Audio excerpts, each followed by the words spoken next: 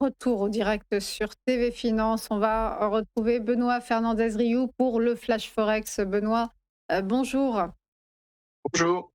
Vous êtes consultant spécialiste du Forex. On va commencer avec l'euro-dollar. L'euro s'est bien affaibli face au billet vert la semaine écoulée en perdant moins 1,13%.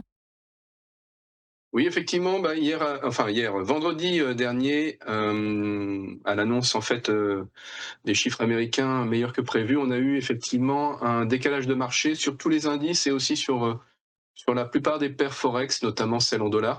Et donc l'euro-dollar n'y coupe pas, avec un dollar américain qui s'est renforcé en fait, et donc un euro-dollar qui baisse et qui est sorti techniquement de son corner. Donc on avait une grande figure de triangle en fait, effectivement qui existait, dont on parlait précédemment, et là on est sorti à la faveur de bons chiffres macro aux États-Unis.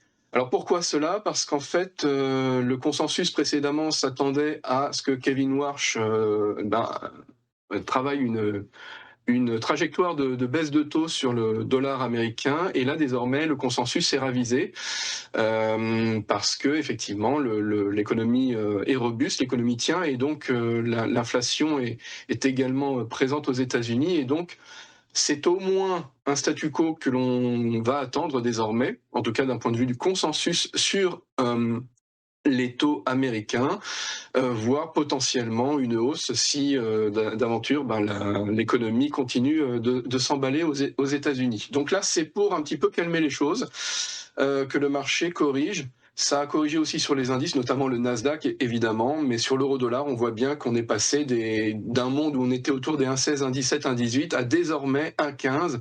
Au moment où on parle, on est à 1,15,16, et on risque de continuer à descendre petit à petit dans la séance d'aujourd'hui. Il faut savoir qu'on est sur une période attentiste jusqu'à ce que la BCE annonce. Alors là, pour le consensus, une hausse normalement de 25 points de base du taux directeur, donc de l'euro.